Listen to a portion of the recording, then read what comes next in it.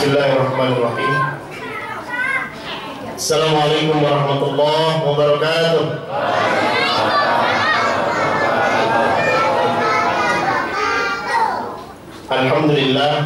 Alhamdulillah wa kafa, wassalatu wassalamu ala nabiyyina al-mustafa wa ala alihi wa ashabihi ahli sidqi wal wafa. Amma ba'd.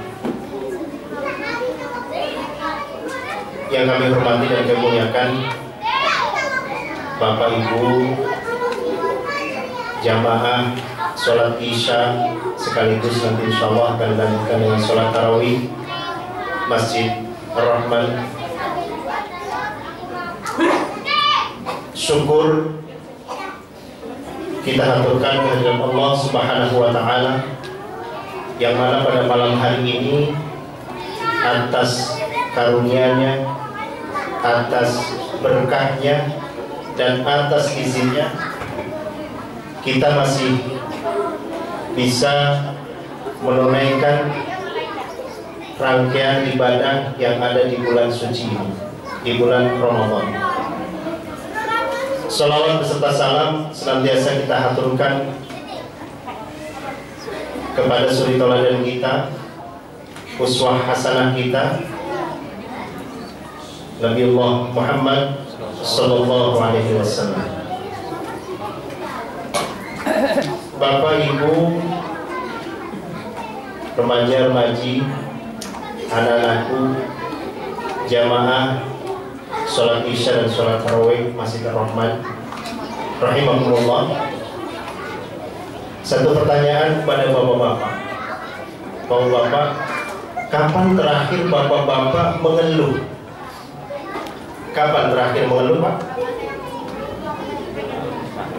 5 menit yang lalu? 10 menit yang lalu? 1 jam yang lalu? Setiap saat. Atau setiap saat? Bagaimana dengan ibu-ibu? Kapan terakhir mengeluh, Bu? Ini lagi. Ini lagi. Subhanallah. Masya Allah. Jamaah sekalian yang dirahmati Allah, memang sudah dari sananya manusia itu diciptakan oleh Allah khuliqa halu. Jadi Allah menciptakan manusia itu suka mengeluh. Artinya kalau kita semua itu mengeluh, itu ya memang sudah dari sananya kita diciptakan mengeluh. Namun kepada siapa kita mengeluh? Pertanyaannya begitu, Pak. Kepada siapa Bapak mengeluh? Apakah kepada istrinya? Atau sebaliknya, yang ibu-ibu kepada suaminya? Nah, ini masalahnya. Jamaah sekalian yang dirahmati Allah, ternyata qudwah hasanah kita, suri tauladan kita itu juga pernah mengeluh. Bahkan keluhannya itu sampai diabadikan oleh Allah dalam satu ayat di dalam Al-Quran, surah Al-Furqan. Kalau jamaah sekalian mau melihat surah Al-Furqan, itu surah ke-25 ayat 30. Bunyi ayatnya seperti ini. A'udzubillahi minasyaitonirrajim. Wa qala ar-rasul ya Rabbi inna qaumi ittakhadhu hadzal qur'ana mahjura. Cuma keluhannya beda ya, Pak. Kalau kita mengeluhkan itu masalah-masalah dunia, tapi kalau Rasulullah ini mengeluh tentang umatnya. Wa qala Rasul, dan berkatalah Rasulullah SAW, ya Rabbi, duhai Rabbku, duhai Tuhanku, inna qaumi, sesungguhnya kaumku, ittakhadhu hadzal qur'ana, telah menjadikan kitab Al-Quran ini mahjura, sesuatu yang diabaikan. Ini keluhan dari Rasulullah. Bandingkan dengan keluhan kehidupan kita sehari-hari, Bapak sekalian. bandingkan dengan keluhan yang kita sampaikan. Bahkan seringkali kita mengeluhkan, ya mungkin ini sudah mendekati pertengahan Ramadan gitu ya, keluhan kita tentang bagaimana nanti mudiknya, bagaimana begitu ya, bagaimana THR-nya nanti seperti apa, dan bagaimana nanti disiapkan untuk keluarga besar di kampung halaman seperti apa, dan bagaimana tentang itu semuanya. Rasulullah mengeluhkan kepada Allah seperti itu. Maka Rasul, ya Rabbi, inna qaumi takhudhu hadzal Qur'ana mahjur. Bahwa kemudian Rasulullah di tengah-tengah kaumnya itu mengeluhkan kondisi kaumnya. Ketika Al-Quran ini turun, tidak semua menerima ayat-ayat Al-Quran ini. Tidak semua meyakini bahwa Al-Quran ini adalah kalamullah. Tidak semua meyakini itu, jamaah sekalian. Bahkan ada yang kemudian dengan terang-terangan menyatakan ini adalah perkataan seorang pendusta. Itu yang pertama. Bahkan ada yang terang-terangan mengatakan bahwa ini adalah perkataan tukang sihir. Bahkan ada yang terang-terangan mengatakan ini adalah perkataan orang yang gila. Coba bayangkan, jamaah sekalian. Sampai kemudian ketika Al-Quran itu dibacakan, maka orang-orang kafir itu sibuk untuk mengajak orang-orang yang ada di sekitarnya tidak mau mendengarkan bacaan Al-Quran. Sibuk. Jangan kalian mendengarkan bacaan Al-Quran itu. Dengarkan bacaan-bacaan yang lain. Dengarkan syair-syair yang lain. Itu orang-orang kafir kemudian menyatakan seperti itu.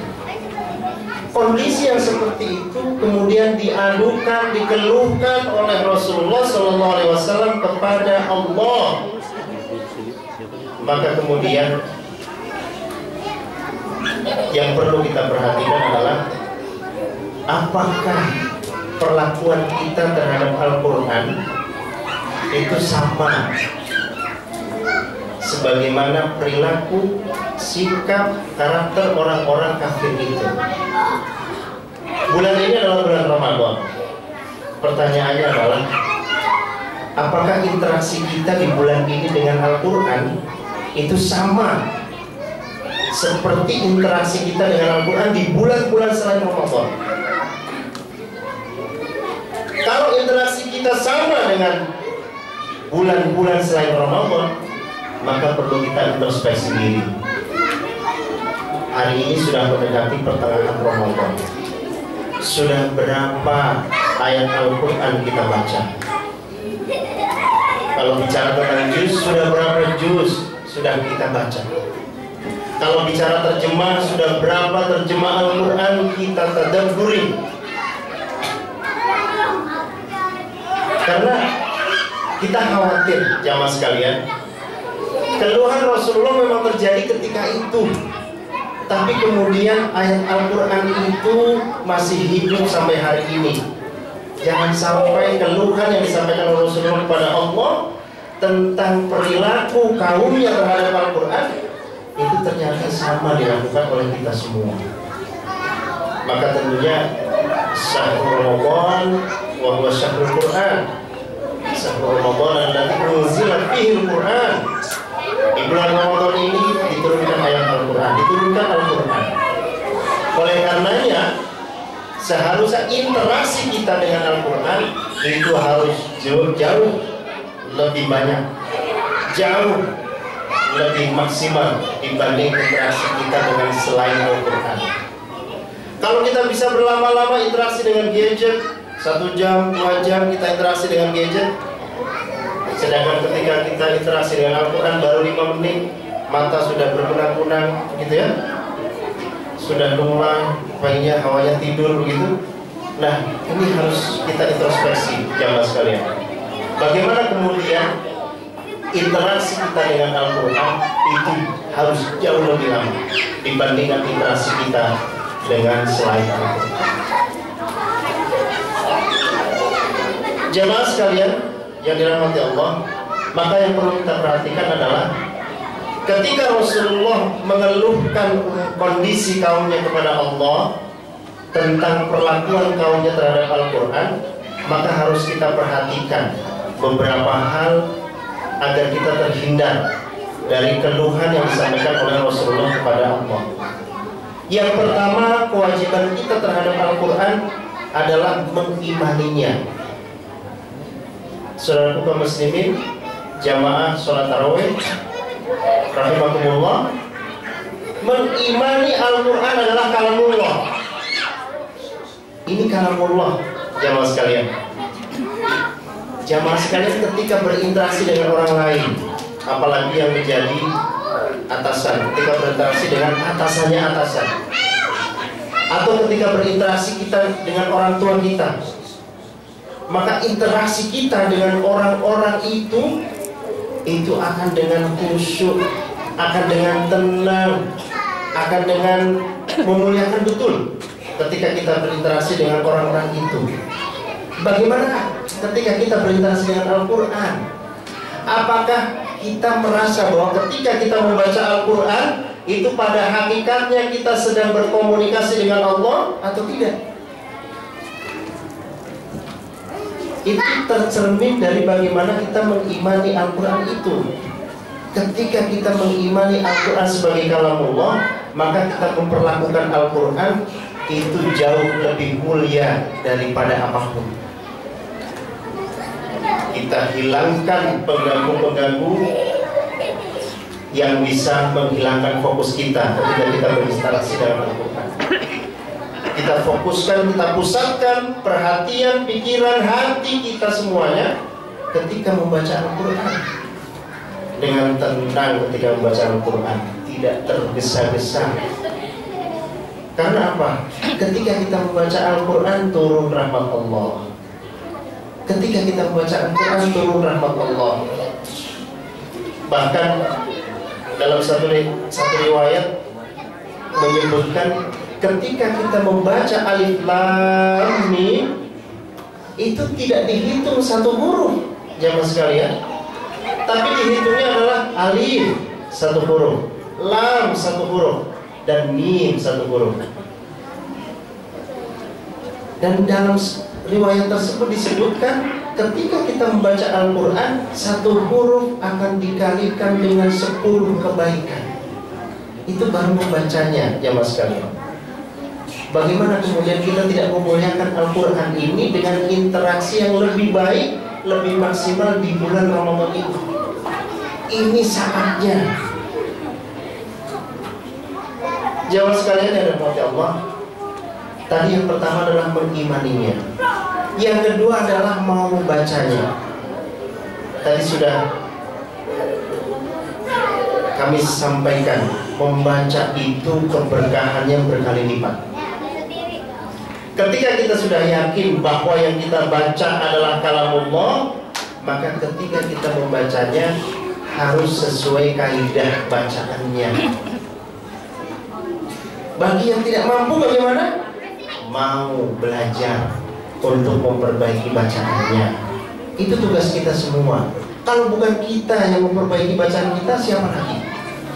Kalau bukan saat ini kita harus belajar membaca Al-Quran dengan baik, lalu kapan? Apakah kita harus bertemu dan dipertemukan dengan Ramadan berikutnya yang kita tidak tahu apakah Allah masih memberikan kesempatan kepada kita semua atau tidak? Tentu kembali kepada kita semua, jemaah sekalian. Itu yang kedua, membacanya. Yang ketiga adalah menghafalnya. Bagaimana mungkin ketika kita di rumah sebagai kepala keluarga dan ada kalanya kita menjadi imam untuk keluarga kita, bacaannya hanya trikul, qul huwallahu ahad, al-falaq, qul a'udzu birabbil falaq, an-nas, qul a'udzu birabbin nas.